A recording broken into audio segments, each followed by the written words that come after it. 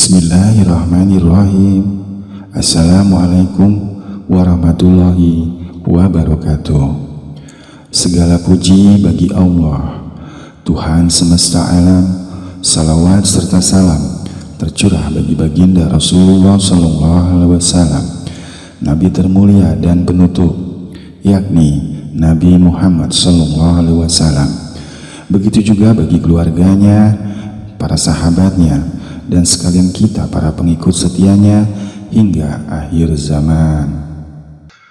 Para sahabat, pada postingan video kali ini kami ingin mencoba membahas mengenai iblis dan bala tentaranya. Bahwa iblis itu ternyata mempunyai bala tentara dari golongan manusia. Kelak di hari perhitungan amal atau yaumul hisab, bala tentara itu akan mempertanggungjawabkan perbuatannya selama di dunia. Siapakah saja di antara mereka yang termasuk golongan para tentara iblis itu? Berikut ini kisahnya. Silahkan ditonton sampai selesai. Dalam sebuah riwayat dijelaskan bahwa kelak pada hari yaumul hisab, malaikat mengumpulkan semua makhluk Allah Subhanahu wa Ta'ala. Tiba-tiba saja terdengar sebuah seruan lantang yang amat sangat keras bergema. Hadirkan Fir'aun di sini. Manakah orang-orang yang sombong dan takabur selama hidup di dunia?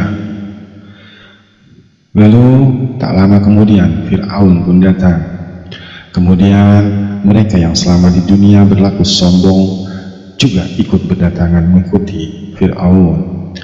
Lantas mereka berangkat ke neraka bersama-sama di bawah pimpinan Fir'aun.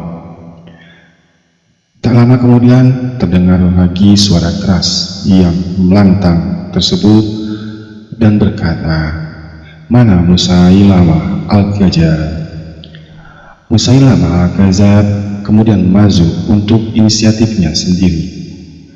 Ia kemudian memanggil orang-orang yang mendustakan ayat-ayat Al-Quran. Mereka berangkat ke neraka bersama-sama, dan lalu terdengar pula ada seruan yang terakhir. Dengan lantangnya bergema, suara itu berkata, "Mana iblis laknatullah yang terkutuk?" Tak lama berselang, iblis pun sudah berada di depan. Seperti sudah mengerti maksud pemanggilannya itu, maka iblis pun berkata, "Wahai Hakim yang Maha Adil, datangkanlah kepadaku tentaraku, para muazinku, para pembacaku, dan mereka yang sejalan denganku, para menteriku, para ahli fikihku, para penjagaku, para pedagangku, serta para penghalauku." Iblis ditanya, "Siapakah para sekutumu yang engkau maksudkan itu?" Lalu iblis menjawab, "Tentaraku adalah mereka yang mempunyai sifat rakus saat hidup di dunia. Para muazinku adalah orang-orang yang salah bacaannya.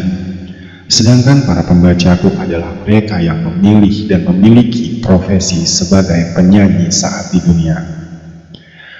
Adapun orang-orang yang sejalan denganku adalah mereka yang mengiris muka dan tangannya kemudian diberi nilai, serta siapa saja yang diperlakukan demikian." Jawab iblis dengan lantang. Kemudian, "Mana ahli fikihmu?" Tanya suara itu lagi dengan suara yang sangat keras menggelegar. "Para ahli fikihku adalah mereka yang mengejek orang-orang yang mengusahakan barang yang halal." Jawab sang iblis. "Lalu siapakah para penjagamu?" Tanya suara yang keras itu lagi. "Sedangkan para penjagaku adalah mereka yang mendatangi lemari arak dan yang tidak mau membayarkan zakatnya selama hidup di dunia." "Lalu siapakah para pedagangmu?" Tanya suara itu. "Para pedagangku adalah mereka yang memperdagangkan berbat'ah barang dan bunga-bunga yang terlarang, seperti halnya riba, renten, dan sejenisnya. Dan para pemukul dan genderangku adalah pemain musik. Sedangkan para penghalauku adalah mereka yang menanam pohon-pohon anggur untuk bisa dijadikan minuman yang memabukkan. Jawab iblis dengan lantang. Di neraka nanti semua orang akan panik dan gelisah, memikirkan bagaimana nasibnya sendiri-sendiri. Karenanya mereka mencari iblis yang mengajak mereka ke jalan yang salah dan sesat. Itulah sebabnya pada kesempatan itu mereka menghujat dan menuntut iblis agar iblis mau bertanggung jawab atas nasib mereka semua.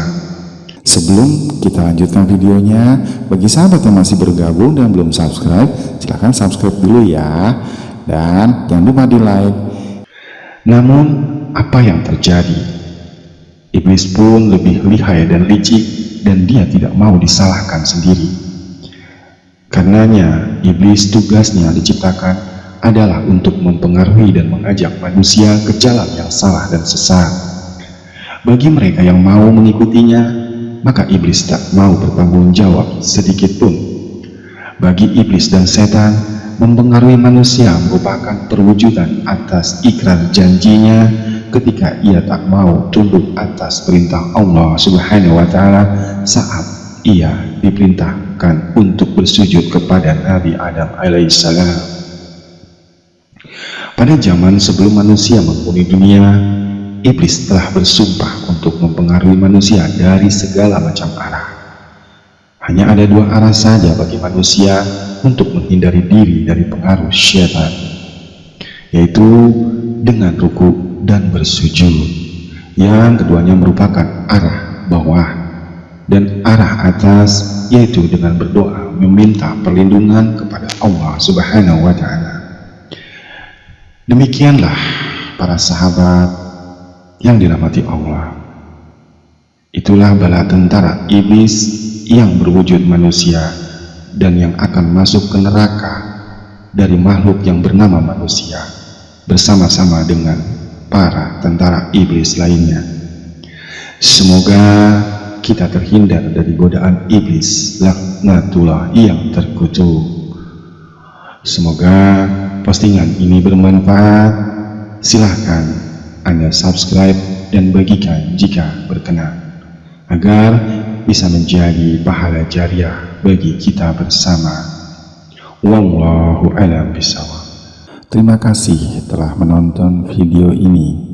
Kami doakan semoga sahabat semua senantiasa dalam lindungan Allah Subhanahu wa Ta'ala, senantiasa dalam kondisi sehat walafiat, dan jika saat ini ada yang sedang sakit, semoga Allah segera angkat penyakitnya, dipanjangkan umurnya, dan semoga senantiasa dimudahkan rezekinya. Amin, amin, amin ya rabbal alamin.